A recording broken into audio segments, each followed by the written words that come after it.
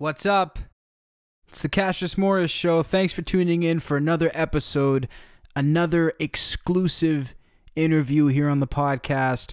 Humbled to be joined by the metal god himself. He really doesn't need an introduction. Rob Halford from Judas Priest on the pod today. Make sure to go check out Rob's book, Confess, the Autobiography. This is a truly revealing book, and the candid way in which he tells his tale is something that I just really enjoyed overall. You know, a lot of these rock books, they're laced with people kissing their own ass. It's really an autobiography, and you can tell it is in the sense that you never hear about what that person did wrong. Miraculously, everybody around them has faulted them, but they've never done anything wrong. In this book, Rob talks on many occasions about things that he wished in the back of his mind at the time he wouldn't have done. Things that looking back on, he's not necessarily proud of. But these are all things that happen, and these are all parts of the story. This podcast is newly sponsored by Amazon, so if you like what you're seeing and want to support the show and Rob Halford, there's a link in the description to buy Rob's book with our special link, so it doesn't cost you anything extra, but the show also gets a kickback. These things add up and are a big help for somebody on the come up, so appreciate everybody who's doing that. And with that, let's get into my interview with the undisputed metal god, Rob Halford. You know, I just wanted to kick it off and say I really enjoyed your book because as somebody who's read a lot of rock autobiographies, it was one of the most candid and honest books I've ever read of the genre. You really put a lot in this book, didn't you? Thank you for that. Yes, it was important to really just say everything that I felt I wanted to say. And as a result of that, we called the book Confess. We looked at some different opportunities, like I didn't want it called The Life of the Metal God or, you know, Here Comes the Metal or something like that. Which would have been okay, but because of the strength and power of this book that was put together so magnificently with Ian Gittins, we needed a word or a phrase that would really send a message. And so when you say the word confess, you think about what confession means, and that's what this book is all about. It's me confessing everything that's happened to me so far in my life. 100%. And you actually said in the book that you said you would never write a memoir. That's one thing you said. So that being noted, did you expect to confess as much as you did in this book? Yes, I don't know what mechanism clicked inside me to say, okay, let's do it. I think that some of it was driven by the fact that I thought that eventually there may or may not have been the unauthorized biography of Rob Halford with little bits of interviews from here and there. And I think that, you know, I owe my beautiful fans and anyone else that might be interested in this book, the message from the source, the true source. And then I've just been blessed, man. I've just been blessed with this incredibly beautiful life, and so many things have happened to me. And we all share life stories, don't we? Whether they get into print or not, that's just the way we are as people. We tell stories, and so there was all that. And then again, the big tipping point was Ian, who it turns out, incredibly, is from my neighborhood. He was born and raised and walked the same streets as myself. Really? And that was comforting for me, because it's difficult to work with not a stranger, but you know what I mean, when you need to go as deep as we did with this book, because he's like connected to me through my town and everything else. You just feel a lot more comfortable. I didn't know that we would get this deep. A lot of that was down to Ian's magnificent ability to steer me and to draw me into these places that in some instances were quite difficult.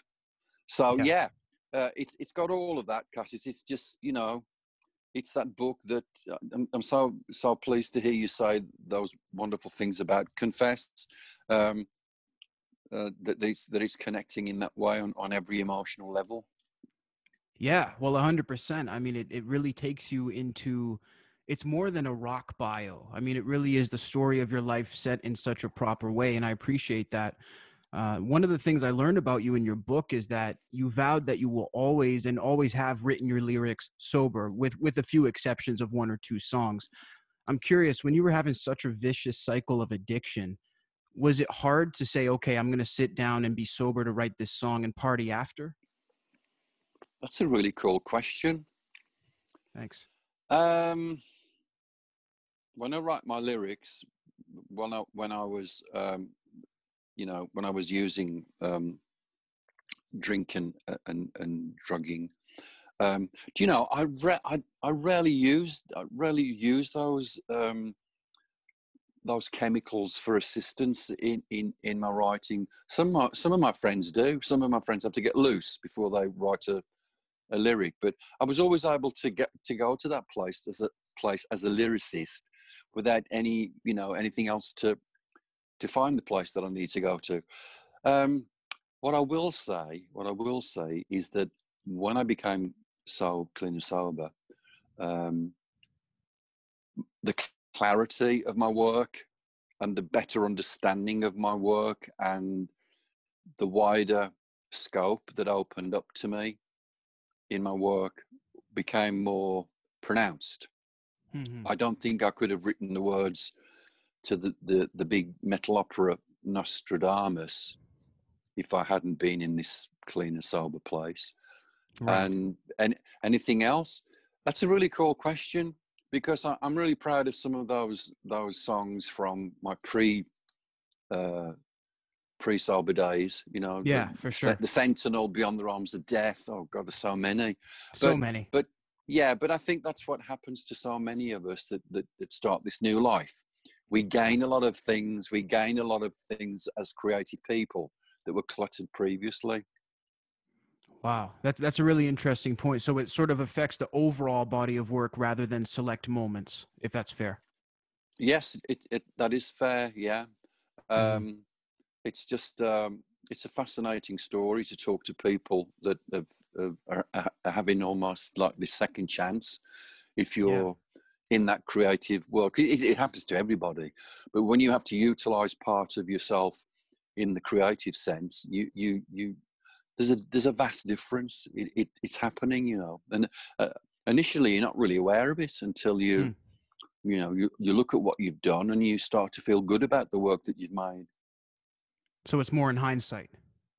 Yes, yeah, to that point, that point of change. Mm-hmm. Yeah, hindsight, references, reflection. I think they're very, very important for everything in life, but particularly as someone in music, you're always utilizing your past experiences Yeah. for direction, for inspiration, for information. So yeah, it's very cool for me to look at those lyrics and to hear my voice Yeah. coming from that different place. Must be incredible. It's like a time capsule of where you were at it in that moment. So of course you can look back in prosperity with that. Um, Correct me if I'm wrong here. The recording of British Steel was done inside the home of John Lennon and Yoko Ono, where they did the Imagine video, correct? That's absolutely correct. Yes, I that's love that. just, yeah. And you got permission Wow. from Ringo Starr for this? Is that also accurate? He was living in Los Angeles with his beautiful wife Barbara, and he was going back and forth. But at this instance, he was in LA, and his home was being rented out to various people, mostly musicians, because he had a really cool setup there in his studio in a part of the house. And I've never been able to answer the question as to how or why we ended up at Ringo's place. That's just kind of crazy when you think about it, but we were Yeah. there. And for me, as a lifelong Beatles fan, and particularly as a lifelong John Lennon fan, because he touched me in so many ways outside of the music that he made. It was just crazy, you know, Yeah. to walk around that house, and particularly the video, which I watched again for the first time in years the other day, and that's the room where Glenn fired up his guitar for Living After Midnight and woke me up, because my bedroom was above Right. that particular place, you know. So, wow, that's just an incredibly potent metal memory. Yeah. Could you have potentially ever envisioned a day where that was happening as a Beatles fan before any of this started? I mean, it can hardly be possible. It's just that thing, you know. Yeah. See, so as soon as you say that, Cassius, I'm off onto my this other part of my life, you know, this higher power guidance thing that's always with us. But yeah, I mean, that's just nuts that, you know, Yeah. myself and Glenn, lifelong mad Beatles fans, and they're suddenly in the home of two of the Beatles. You couldn't write this stuff. You know, that art imitates life, life imitates art, whatever it is. Yes. Yeah. And vice versa, exactly. What's Ringo Starr like, just briefly? Is there anything you can share from interacting with him? I'd love to, but I never met the man. I still haven't. Okay, I've so you just communicated. never met a Beatle in my life. Yeah, his managers, his studio managers and record people, they took care of all of the bookings and payments and so on and so forth for the time that we were there. But the fact that you could walk around a house that was used in the Lennon videos when he was on the lake, or whether he was walking around that room opening the Yoko was opening the white window shades, and then there's that kind of jaw-dropping moment that hits me every time when Yoko walks past a table, and there are these perspex objects on the table, and I actually have one of those perspex objects in care, looking after it, because I found it in this room that they put me in to do the vocals. So that was the object. Yeah, that's the object, the obelisk. I'm in this room that Tom Allen put me in because he wanted a very, very dry, tight vocal sound. So I was in this very little teeny tiny room, and I was in there one day just waiting for the take to start. And I'm looking around me and I see all these gold and silver and platinum Beatles awards. Oh, God, all this stuff's collecting dust, because it literally was collecting dust. Wow.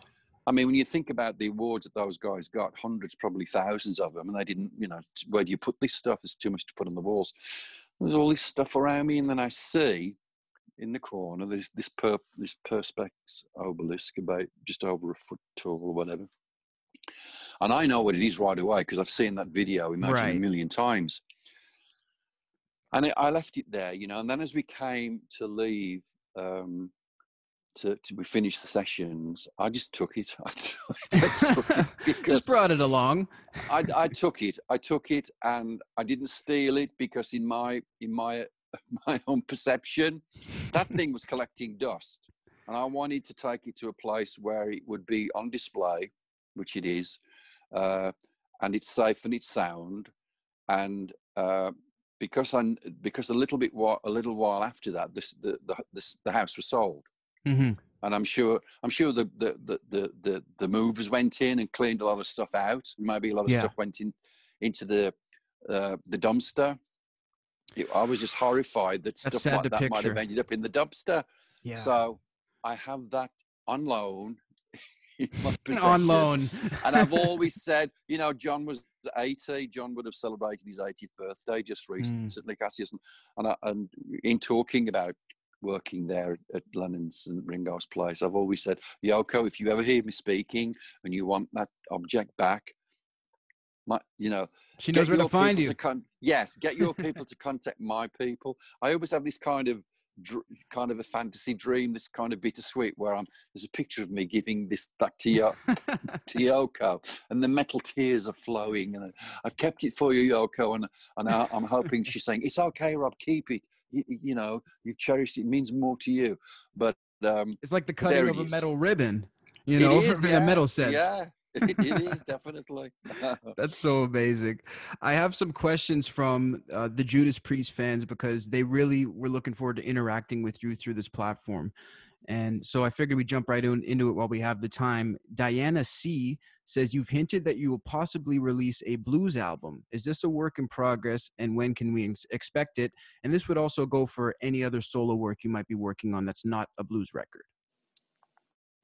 We've started to kick the tires on this blues record. In fact, before we started talking today, Cassius, I had some texts from my brother Nigel, who's a drummer, worked with us all on the Celestial Christmas album last year.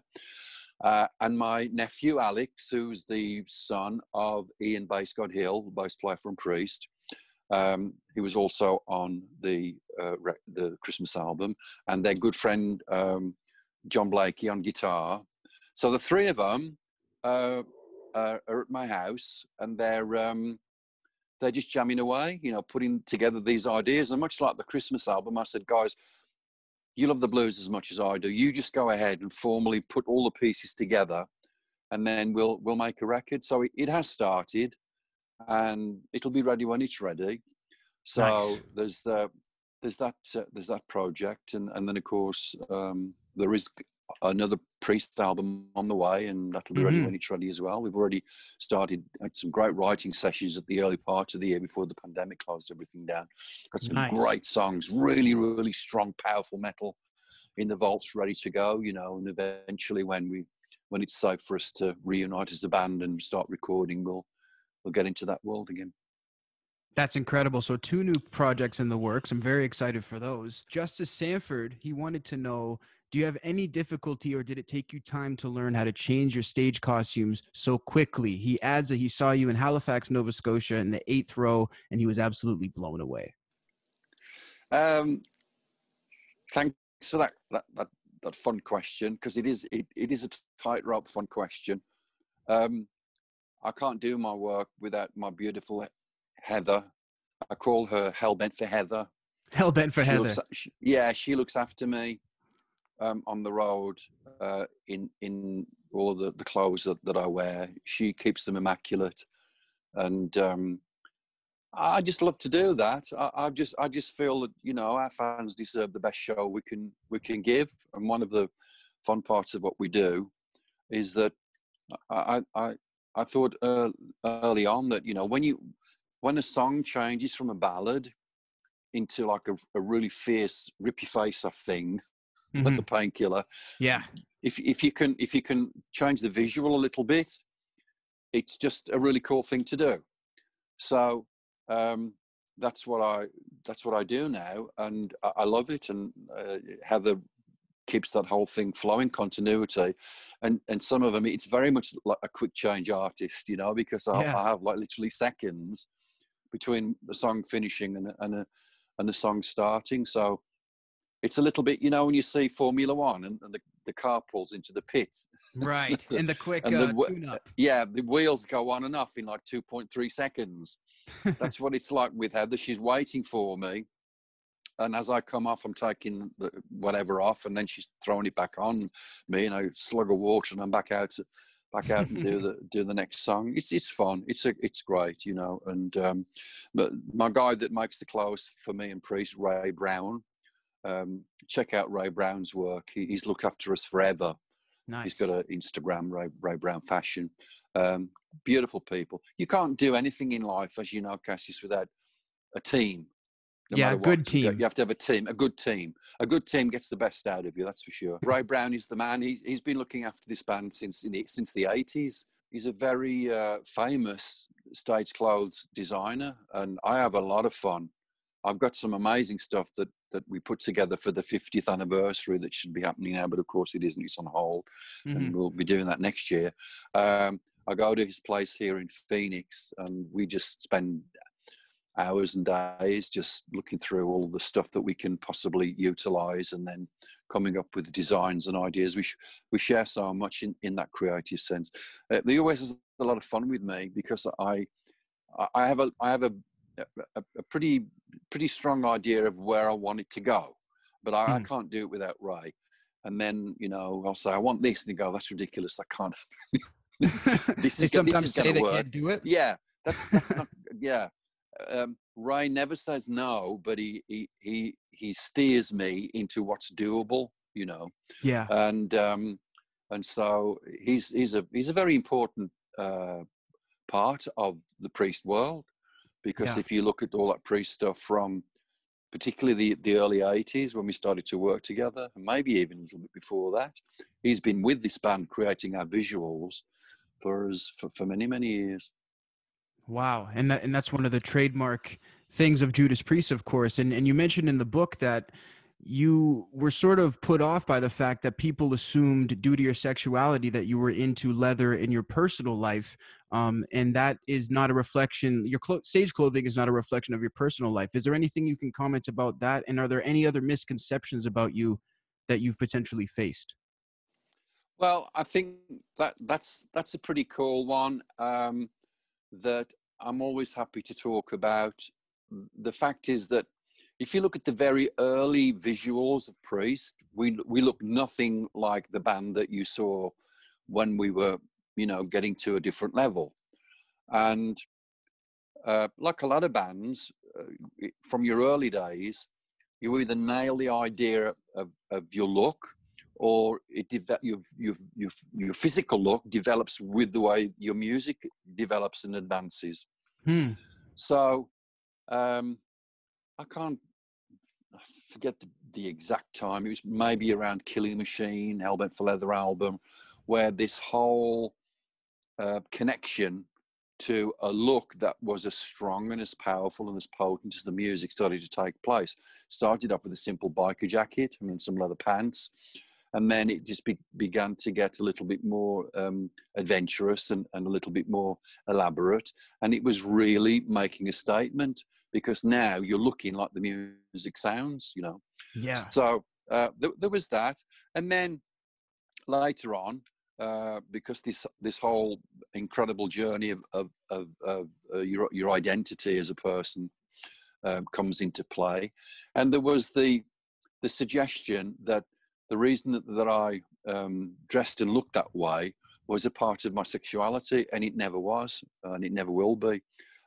It's just that there's a beautiful part of our LGBTQ community that enjoys that type of experience, that whole leather scene. It's so strong, and it's just so great, and I have a lot of friends that are into that type of experience. But it was never for me. It was never. Yeah. I was never called for that type of that kind of connection. So you're a performer, you know. Yeah, I'm a performer. That's a great way to look at it. You know, I dress the way I feel is suitable and correct for the kind of music that I make. Yes, 100%. And I just wanted to say that I thank you so much for your time and sharing this wisdom with me. And after going over the book, I will definitely try to take parts of the wisdom you've shared, and just everything you've been through is so inspirational. So just God bless you, and thank you so much, Rob. This has been great. I wish we had more time to talk, and maybe we will. And did you say you're in Edmonton? I am, Edmonton, Canada, and I heard you had something funny happen in Calgary. Oh yeah, you've got to read that story. You got to read that story. We have so many beautiful friends throughout Canada, all the way from Vancouver over to Quebec, nice. And in between. So we love to come and see you, as we will when we get back out on the road. So this has been great, Cassius. Much love to you and everybody, and thank you for the interview. You guys have got a better handle on what's going on down here, you know, about staying safe and washing your hands and wearing a mask and believing the scientists and not the politicians. So good luck with that, and have a great holiday season as we come into it, and an even better 2021. Yeah, it sounds nuts, but we're going to go to 2021. We made it through. We did, absolutely. Look after yourself, Cassius. Thank you. Take care. All right, my friend. You too. Right, bye-bye now. Bye-bye. And there you have it. My exclusive interview with Rob Halford, frontman of iconic rock group Judas Priest. I want to thank him for taking the time. I want to thank the publishing company. And of course, I want to thank you guys for sending in the questions for Rob. These questions were really solid. He really got a kick out of them. He enjoyed them. And he even said he wished we had more time. You know, I wish we had more time. Also, we were given the 20 minutes. I guess people got to understand that in the world of interviews, 20 minutes is a long time. But when you're having a natural conversation with someone and it's flowing well, 20 minutes feels like a short period of time. Either way, it's totally cool. I really hope to have Rob back on the podcast. He's a tremendous guy, a really honest person. I really admire that about him, his honesty, and really happy to have him on the show. Make sure to subscribe to the podcast wherever you're consuming this episode, be it YouTube, Spotify, Apple Podcasts, Podbean. Make sure you click that subscribe button and also leave a comment or review. It definitely helps me out to know what you guys think of the programming we're putting out. Follow the podcast on all social media at Cassius Show. We're on TikTok, Instagram, Facebook, Twitter. Make sure to follow there for all the updates.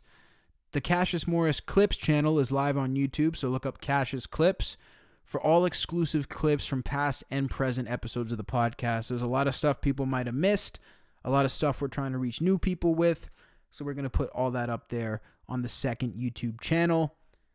Thanks so much for tuning in. This has been an absolute blast, and I can't wait to bring you guys the next interview. Until next time, this is Cassius Morris saying, rock on.